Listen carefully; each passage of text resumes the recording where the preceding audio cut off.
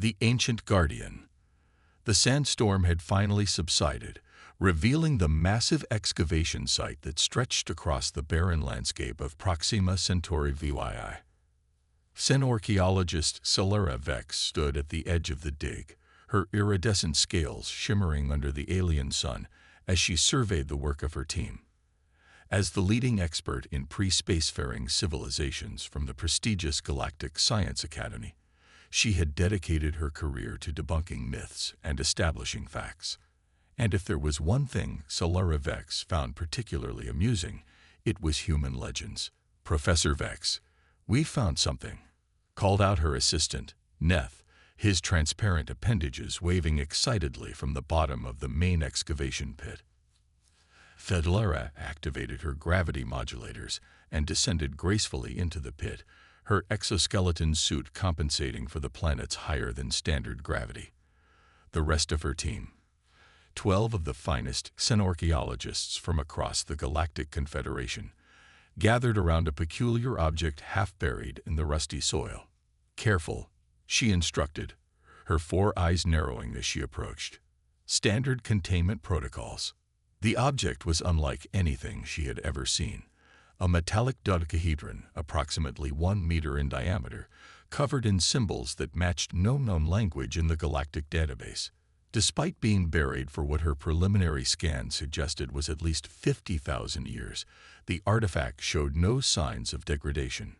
"Remarkable preservation," she muttered, circling the object, almost as if time itself refused to touch it. "Should we activate the translation matrix?" asked Neth, already preparing the equipment. Celera nodded, but her attention was drawn to the horizon, where a dust cloud indicated approaching vehicles. She sighed, her secondary respiratory membranes fluttering in annoyance. "The humans have arrived," she announced to her team. "Right on schedule to complicate matters." 3 rugged transport vehicles bearing the insignia of the Terran Exploration Corps came to a halt at the perimeter of the excavation site. Celera had hoped to complete at least the preliminary analysis before the humans interfered, but the Galactic Science Council's new cooperation mandate with the relatively young spacefaring species meant she had to tolerate their presence. As the humans disembarked, Celera couldn't help but note how fragile they looked in their environment suits, so dependent on artificial protection against the elements. How these soft, vulnerable creatures had managed to secure a seat on the Galactic Council in mere centuries was a subject of much debate among the older species. The human team leader approached her, removing his helmet to reveal a weathered face with keen eyes that contrasted with his graying hair. "Dr. James Martinez, Terran Exploration Corps," he introduced himself, extending a hand in their customary greeting ritual. Celera acknowledged him with a slight inclination of her cranial ridge, the equivalent of a nod in her species. "Professor Celera Vex, Galactic Science Academy. Your team is late by Galactic Standard Time." Martinez smiled, seemingly unaffected by her coldness. "Cosmic radiation storm. Had to take the long way around." His eyes moved past her to the artifact. "I see you found it." Something in his tone made Celera pause. "You expected this specific artifact?" "Let's just say we had reason to believe something important was buried here," he replied cryptically. "Mind if my team takes a look?" Before Celera could respond, the translation matrix that Neth had set up emitted a high-pitched whine, and the symbols on the dodecahedron began to glow with an eerie blue light. "Containment field," Celera shouted, but it was too late. A pulse of energy erupted from the artifact, knocking everyone back. When Celera regained her footing, she saw that the dodecahedron was now hovering a meter above the ground, its facets rotating independently of one another. To her astonishment, Martinez approached the artifact without hesitation. "Stop," she called out. Unknown energy signatures could be lethal. The human ignored her, reaching out toward the glowing object. Instead of harming him, the artifact seemed to respond to his presence, its rotation slowing as he drew near. "What are you doing?" Celera demanded, conflicted between scientific curiosity and concern for protocols. Martinez glanced back at her, his expression grim. Confirming a theory, he turned to his team. Set up a perimeter and prepare for visitors. They'll have felt that activation pulse across half the sector. Lara moved to confront him directly. You will explain yourself immediately. This is my excavation site under the authority of the Galactic Science Academy.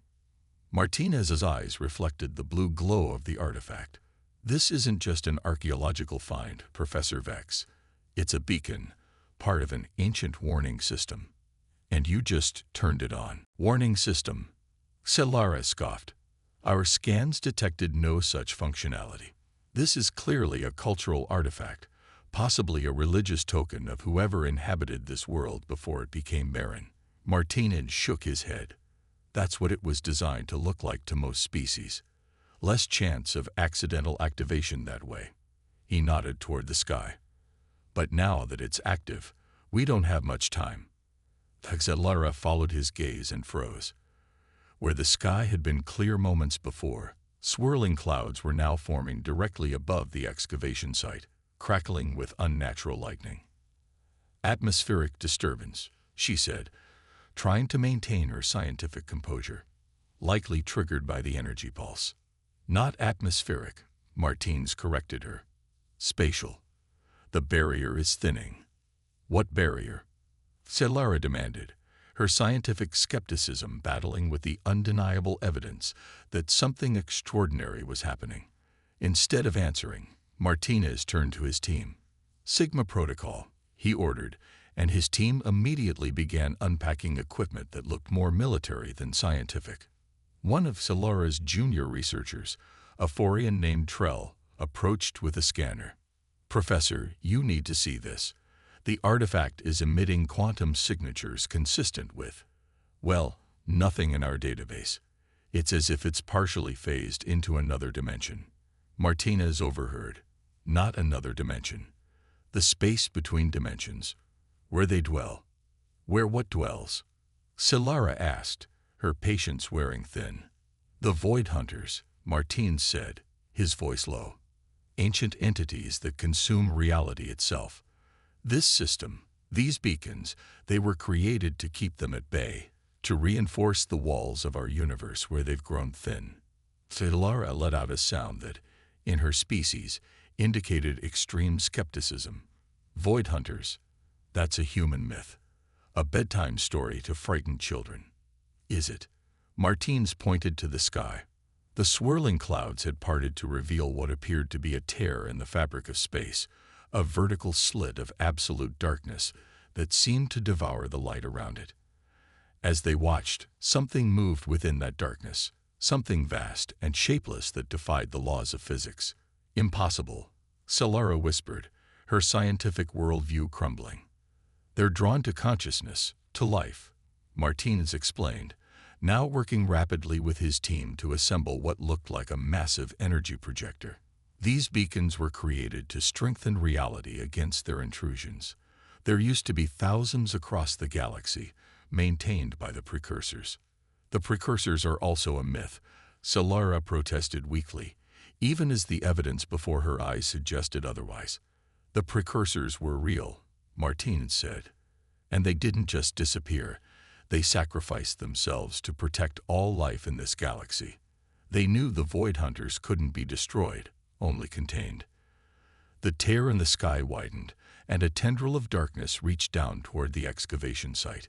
The air grew cold, and Lara could feel a pressure in her mind, as if something was trying to comprehend her from the outside in. If the precursors built this system, how do humans know about it? She asked, her analytical mind still functioning despite her fear. Martinez gave her a look that contained something like pity. Because, Professor Vex, the precursors didn't completely disappear. They left guardians. As if on cue, the artifact rose higher into the air and began to emit a pulse of golden light that pushed back against the encroaching darkness. The symbols on its surface changed, rearranging themselves into patterns that, to Lara's shock, resembled ancient human writings she had studied. That's impossible, she gasped. Those symbols are Proto-Terran. No, Martins corrected her as he stepped directly beneath the artifact. Proto-Terran was derived from this. Humanity didn't evolve on Earth by accident, Professor. We were placed there, engineered and positioned by the last of the precursors. The tendril of darkness struck at the excavation site, only to be met by a shield of golden light emanating from the artifact. Martins stretched out his hands toward the dodecahedron, and to Xalara's utter astonishment, identical symbols began to glow beneath the skin of his arms. "You're one of them," she realized. "A guardian." Martinez nodded grimly. "Not just me. All humans carry a fraction of the precursor genetic code. Most never activate it. Some of us, those in the court, have undergone the awakening." The artifact descended to hover between Martinez's outstretched hands. The golden light intensified, and the human's eyes began to glow with the same radiance. "You all laughed at human legends," Martins said, his voice now overlaid with harmonics that made Xalara's exoskeleton vibrate. "Our stories of angels and demons, of gods and monsters. You called them primitive superstitions." The tear in reality widened further, and multiple tendrils of darkness lashed out, battering against the golden shield. The excavation site trembled, equipment toppling as the ground shook. "They weren't superstitions," Martinez continued, his body now levitating slightly off the ground as power coursed through him. "They were memories, fragmented, distorted by time, but memories nonetheless, of the war that nearly ended everything, of the enemy that still waits beyond the veil." Xalara had never considered herself easily frightened, but as she watched the human transform before her eyes, ancient power flowing through him as he confronted horrors from beyond reality itself, she felt a primal fear unlike anything she had experienced in her long scientific life. And as the tendrils of void struck again at the golden shield, she realized with terrible clarity that everything she had dismissed as human legend was about to prove itself terrifyingly real, beyond understanding. The battle above the excavation site intensified as more tendrils of darkness breached the tear in reality. The golden shield projected by Martinez, and the artifact flickered under the assault, and Xalara could see strain etching itself on the human's face. "Your team needs to evacuate," Martins managed through gritted teeth. "Get to your ships, get off-world, and leave this discovery." Xalara protested, even as her instincts screamed at her to flee. "This changes everything we know about galactic history. There won't be anyone left to study history if that breach widens," Martinez snapped. "This isn't just an academic exercise, Professor. This is survival." One of the human team members, a woman with dark skin and determined eyes, approached Xalara. "He can't hold it alone. The beacon needs more power. A full activation, not just a defensive response." "What does that mean?" Xalara asked. "It means we need your help," the woman said. "I'm Lieutenant Sophia Chen, xenolinguist. That artifact is responding to the precursor genetic markers in Captain Martinez, but it's designed to interface with multiple consciousnesses." Chen pointed to the glyphs still visible on the artifact's surface. "Those symbols aren't just writing. They're neural interfaces. Your species has a compatible neural structure. You could help stabilize the beacon." Xalara looked from Chen to Martinez, who was visibly weakening as the void entities redoubled their attacks. Scientific caution warred with the undeniable reality before her. "What would I need to do?" she finally asked. "Place your hands on the artifact and open your mind," Chen instructed. "The beacon will do the rest." Against every scientific protocol she had ever followed, Xalara approached the hovering artifact and raised her four-fingered hands toward it. The moment her scaled skin touched the metallic surface, her consciousness expanded explosively. Suddenly, she wasn't just Xalara Vex, synorchaeologist. She was connected to a vast network of awareness that spanned the galaxy, the remnants of the precursor defense system. Through this expanded perception, she could sense the true nature of the void breach and the entities that sought entry into the universe. They were ancient beyond comprehension, entities of pure anti-life that existed in the spaces between realities. Where they touched the universe, causality itself broke down. Matter, energy, even time began to unravel. And there was hunger.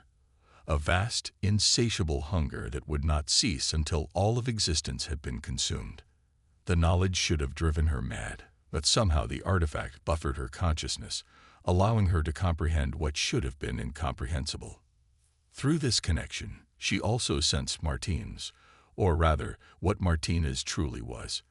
Beneath his human exterior lay something else, a fragment of precursor consciousness, carefully preserved and passed down through countless generations of human DNA. You understand now. Martinez's voice reached her, both through her auditory organs and directly into her mind. Why we kept this secret? The Galactic Confederation would have never believed, Solara acknowledged. They would have tried to study the beacons, maybe weaponize them. And in doing so, weaken the barriers, Martinez confirmed. The Void Hunters are drawn to advanced technology, to manipulation of reality. Each time a species reaches a certain technological threshold, the barriers naturally thin. That's why the beacons exist, to counteract that thinning. Together, their combined consciousness interfaced with the artifact, strengthening its output. The golden shield expanded, pushing back against the void breach. But it wasn't enough. We need more power, Martinez communicated. More connections. To Solara's surprise, Neth stepped forward, followed by Trell and several other members of her research team. One by one, they placed their hands on the artifact, their diverse consciousnesses joining the neural link. The expanded connection revealed more of the truth to Solara. The humans hadn't just been placed on Earth by the precursors. They had been specifically engineered as living weapons against the void. Their creativity, their adaptability, their remarkable resilience in the face of adversity, all were traits designed to make them effective guardians. Your entire species exists because of this threat, she realized. Yes, Martinez acknowledged. Though most humans don't know it. Only those of us who carry more active precursor genes understand our true purpose. Through the link, Solara could sense the other humans on Martinez's team. Each carried activated precursor genes, though none as strong as Martinez himself. They formed a network around him, channeling their energy into his connection with the artifact. The golden shield pulsed, driving back the tendrils of void. The tear in reality began to shrink, the edges knitting together as the beacon reinforced the universal barriers. Then, without warning, one massive tendril broke through, striking the shield directly above Martinez. The human captain screamed as the full force of the void entity channeled into him through the artifact. "He can't hold it," Chen shouted. "The connection is too direct." Solara knew, through the neural link, what was happening. Martinez was absorbing the void energy into himself to prevent it from breaching the shield, sacrificing himself to maintain the barrier. Without conscious thought, Solara deepened her connection to the artifact, drawing some of that terrible energy into her own consciousness. Pain unlike anything she had ever experienced flooded her nervous system as reality and anti-reality collided within her. One by one, the other researchers followed her example, each taking a portion of the void energy. The human team joined as well, creating a distributed network that diluted the attack. Through their combined effort, the shield held, the tear sealed completely, the unnatural storm dissipating as quickly as it had formed. The artifact's glow subsided to a gentle pulse, and Martinez collapsed to his knees, gasping for breath. Solara disengaged from the neural link, her perception snapping back to normal, though normal would never mean quite the same thing again. "You saved my life," Martinez said, looking up at her with eyes that still carried traces of golden light. "You all did. What happens now?"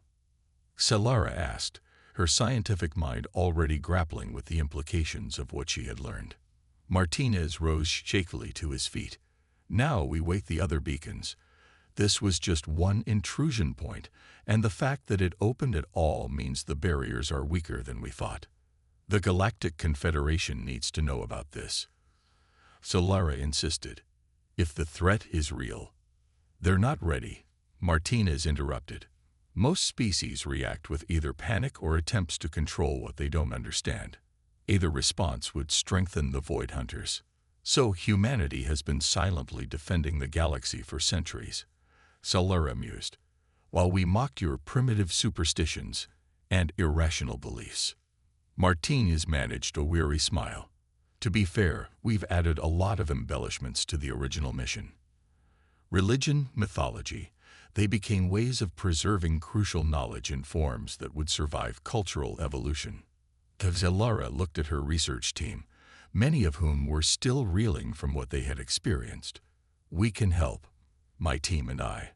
We have access to sites across the galaxy that might contain dormant beacons. It would be dangerous, Martinez warned. Once you're involved, the Void Hunters can sense you. They're drawn to awareness of them. All scientific discovery involves risk. Solara replied, finding herself quoting the human saying she had once dismissed as recklessly optimistic. And this is the greatest discovery in galactic history. Martinez studied her for a long moment, then nodded. The Terran Exploration Corps would welcome your assistance, Professor Vex. But officially, this excavation found nothing but ruins. And unofficially? Solara asked. Unofficially, you just joined the oldest war in the universe. Martinez extended his hand again, this time in alliance rather than mere greeting. Solara took it, her scaled fingers wrapping around his. Through that contact, she felt again a faint echo of the connection they had shared through the artifact. Human and non-human united, in a purpose that transcended species. As the suns of Proxima Centauri began to set, casting long shadows across the excavation site, Solara looked at the human who had utterly transformed her understanding of the universe. She had laughed at human legends, dismissed their stories as primitive attempts to explain the inexplicable. Now she knew the truth. The legends weren't just real. They were warnings, encoded knowledge passed down through generations of guardians. And the most incredible legend of all stood before her. A species created to be the frontline defenders against horrors that existed beyond the boundaries of reality itself.